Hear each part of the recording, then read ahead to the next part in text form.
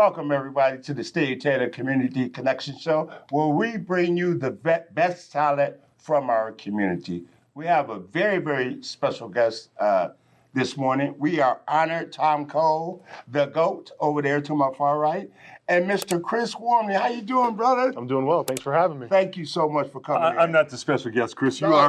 Listen, he said the GOAT. I'm like, okay. Tom Cole is the GOAT. I'll give him that. He means the GOAT. I mean, I'm the guy picking up garbage and that kind of stuff. That's what he means. I love it. So it's so nice to have you into our studios today, and it's such an honor. It really, really is. I know we spoke about this a couple of weeks ago, and we said, why don't you come on in and just tell us a little about who you are. So I want to really start off, and I always do this, just give our audience a little bit of background of where it all started. When grade school, we know you went to Whitmer, and then on to the University of Michigan, and then to the higher ranks of the NFL. So let's start with the grade school thing. Yeah, I grew up in Northwest Toledo, went to Meadowville Elementary, and then went to Jefferson Junior High, Washington Junior High, right into to Whitmer High School, where, that's really where my football career kind of took off. The recruiting process, being able to see what life could possibly be like in college, which is, coming from a kid from, both my parents didn't go to college, so having this as my first experience in the recruiting process was very eye-opening, stressful at times, exciting at times, and then ultimately led to me going to Michigan. Yes, and your career at Whitmer, how was that? I always say, and Tom would probably agree with me on this, I always say that DeVilbiss High School was where I went to school. Tom went to St. John's, was some of my best life experience I've ever had. Just give us a little flavor on that. Yeah, I mean, how was it at Whitmer? I think the culture and the community that is Whitmer High School kind of molded me to who I am today. Some of my best friends are my best friends from that time playing football. We still talk about those, the good old days. Yeah. The good old days of going back. Cross and I are doing that all the time, Chris. Trust me. But we do it every day, right? Yeah. But playing the St. John's and the Central Catholics, those games we still talk about, and some of my greatest football memories. I always tell kids when they ask me, how's it to play in the NFL? How's it to play at Michigan? The purest time of me playing football was at Whitmer.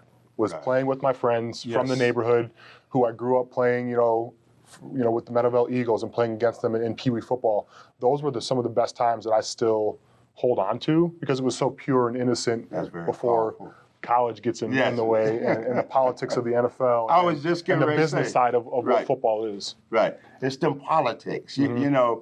And high school is just real friendly, user friendly. Everybody's just having a good time. You're competing, trying to win.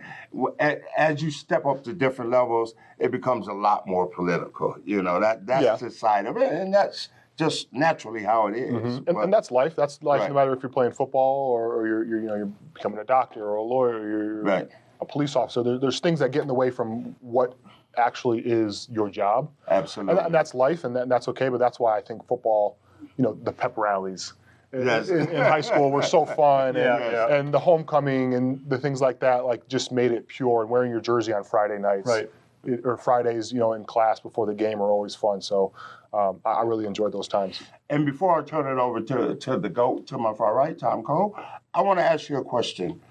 What is it like playing at the highest level in the NFL? What was that experience like? I mean, it's phenomenal. Whitmer High School and those times were great, and like I talked about, were some of the purest times. Yeah. But nothing beats playing at Michigan when there's 115,000 people screaming for you when you make a play, or I played for the Steelers and the Ravens, and playing in that rivalry game on Sunday night football, Thursday night, those type of things that kind of the pageantry of football. It's national TV. You got the big dogs calling the game. Yes. People are coming in, your family's coming in, your friends are coming in to watch those specific games. Wow. It's a feeling that only I think if you have been in it can really know what it's really about. Okay. And it's something that you remember forever. So what came across your mind when you had two 6'7", 370-pound linemen approaching you? Yeah. And they're slobbery and they're what was your mentality like in those type of situations? that's just my job. Like it's my job to take on the double teams, to let the linebackers, run through and make the play. And that's not a fun job, Chris. It's not a fun job, but somebody has to do it. And somehow I signed up for it. I didn't want to be a quarterback. I didn't want to be a running back. I mean, I don't think I could be a running back, but defensive line is a position that I've played for since I was, I weighed too much to run the ball in Pee Wee. Yeah. They threw me in defensive line, and I've done that now for, over 20 years. What about multi-sports? Did you do something in grade school? Did you play basketball? I was a hooper like you. Okay. But I was strictly, 8 points. Because you played for Whitmer, didn't you? Went to Whitmer, yeah. 8 points, 8 rebounds, 5 fouls. Right. We had some pretty good players. We had Nigel Hayes, who plays overseas now. You guys had a great team. I wasn't going to. I let him do his thing, and I was, kind of. But you win with guys like you, Chris, because you're physical, you'll rebound, you play defense. You win with guys like that. I knew my role very well, and that was the football player who needed something to do in the winter. Yep. And to stay in shape. Stay in shape. But it was fun, man. I loved it. It was great, and then I did shot put and disc. I thought you did. Yeah, I thought you did. In track, and that was fun too to fill my time during the spring as well. If you would have gone to St. John, we would love to have you at St. John's. But Coach Heinzel was one of the best basketball coaches in America, period. Mm-hmm.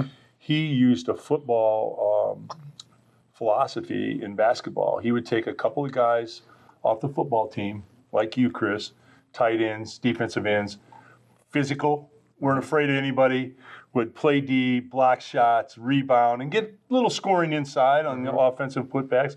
He made a career out of that. So, that place in basketball is very, very important. But, Chris, I think young people, they look at you, and I know you get it every day, right? They know you, Whitmer, Michigan, the NFL for 9 years.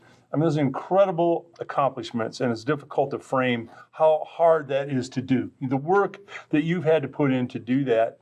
But I think there's something even more important, and that is you're a person that got your education and valued the education that you received. Mm-hmm. And that's going to carry you well beyond your football days when people are slapping you on the back and telling you how great you are. Your education will take you to new levels, just like you're doing with your foundation. Mm-hmm. Maybe talk a little bit about your foundation.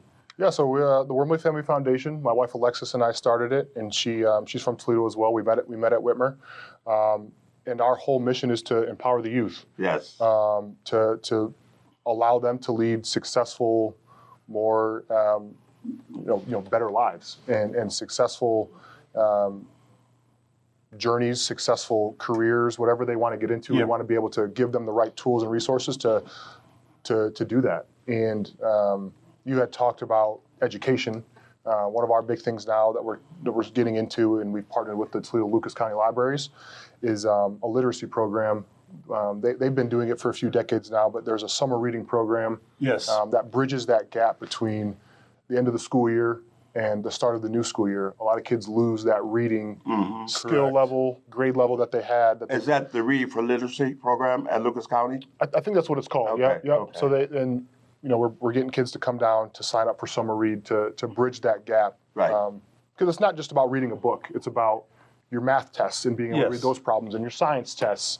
And we all know that if you can't read appropriately, you're not going to score on those tests. Right. I mean, that's just the aspect.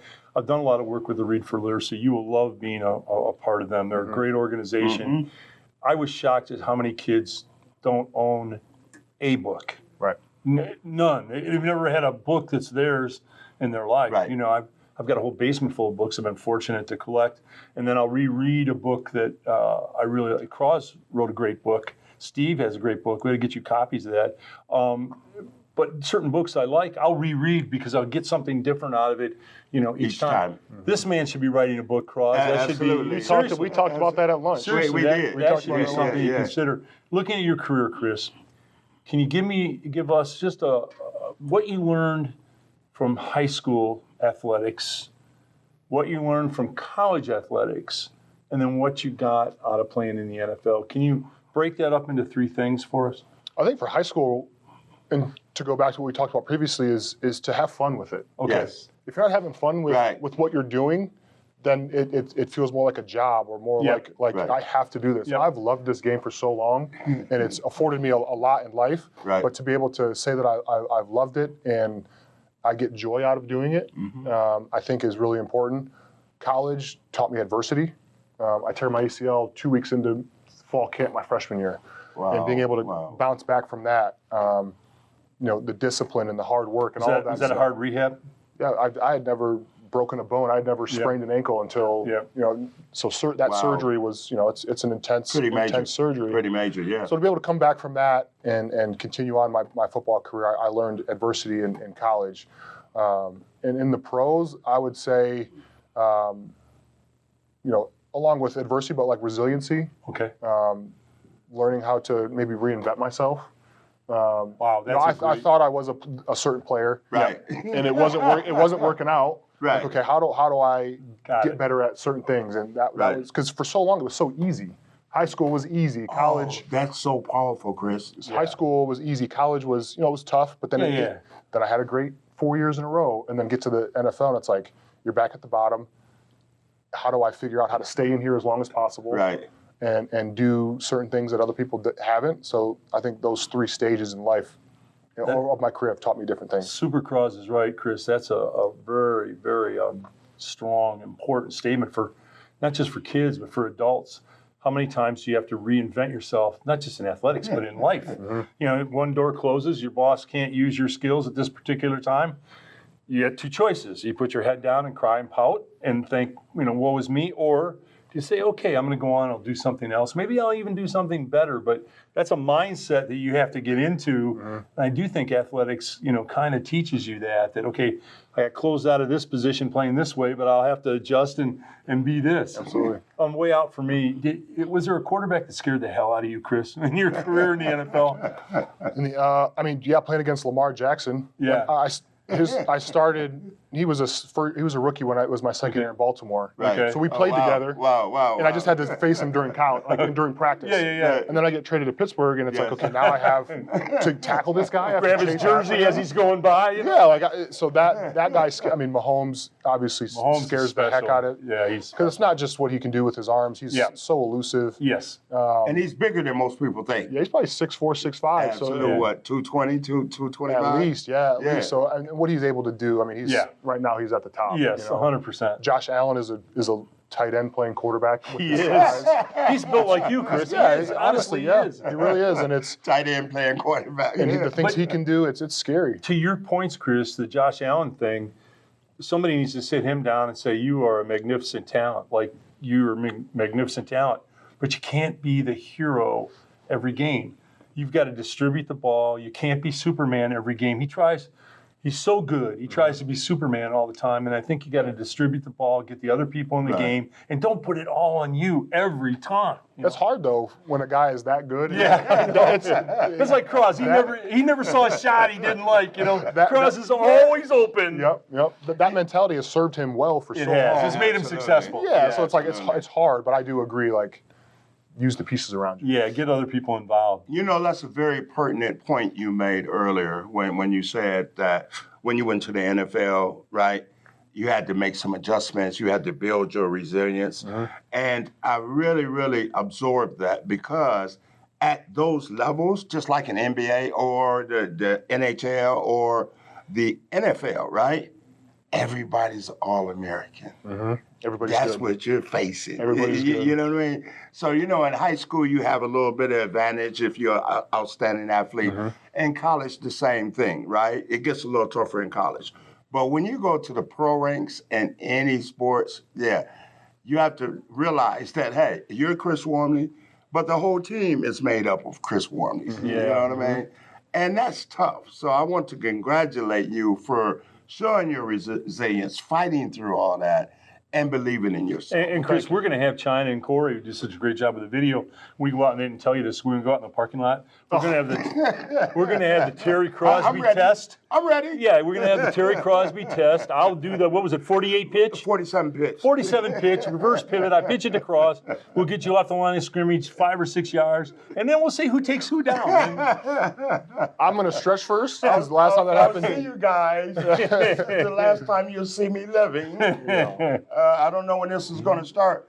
But just finishing off, Chris, it's just been such an honor for really time myself to have you. And absolutely. I just want you to talk a little bit about your events coming up. Mm-hmm. I know with the Chris Wormley Family Foundation, I know you got a celebrity baseball coming up at the Mud Hens. You know, I believe you want me to throw the first pitch or something like that. I want you to suit up and play. I want you to run those bases. That's what I want. I want to see you run the bases. I'll tell you what, you guys are really trying to kill me, right? I'll tell you what, I will tell you this, Supercross, right now, you better work on it a little bit. If you throw the first pitch out, I did it a couple times in Mud Hen Stadium, it's a heck of a lot further than you think. Right. And if you actually stand on the rubber, not cheat up and go into the front of the mound, I'm going to tell you what.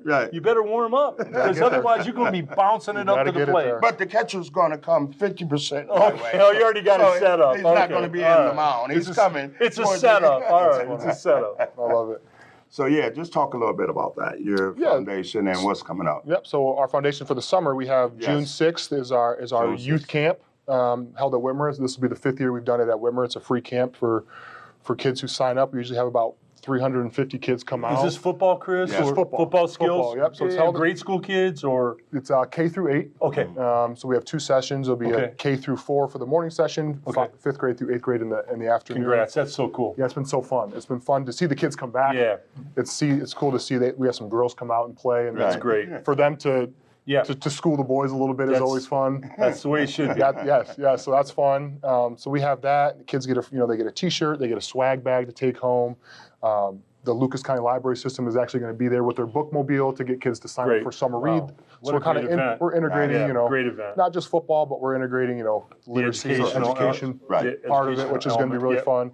And then June 20th is our major fundraiser for the year for our foundation, and it's a softball game, the Chris Wormley celebrity softball game, which is kind of fun to say. Celebrities, athletes, Toledo legends are coming back to play in it. And it's all supporting our foundation, which in turn, all the proceeds go back into the community, Toledo, Northwest Ohio. Nice. And we're really excited about it. What time does that kick off, the baseball game? I think first pitch is at 2. Okay, nice. Doors open at 1. You can get tickets on the Mud Hens website. You can get tickets on our website, which is wormleyfamilyfoundation.org. Okay. And we'd love to see the whole city out. Yeah, I was just getting ready to ask you, if somebody wanted to, just get in contact with you and your foundation, can you give them those details, please? Yep, you can. There's a contact kind of inquiry on our website. You can do that, or you can email us at wormleyfoundation@gmail.com. Okay. Any telephone numbers or no? No telephone numbers, but we can communicate through email and then kind of go from there. Okay. Chris, it's been such an honor. Honest to God, brother. I really, really appreciate you coming in and spending some time with us. And I think Steve and Taylor Automotive Family, we're going to look closer into supporting you moving forward and everything that you do. Absolutely. Thank you for having me. Appreciate it. Yes, sir. Chris, you were great. Thank you so much for all you're doing. Thank you. Thank you. See you next time on the Steve Taylor Community Connection Show.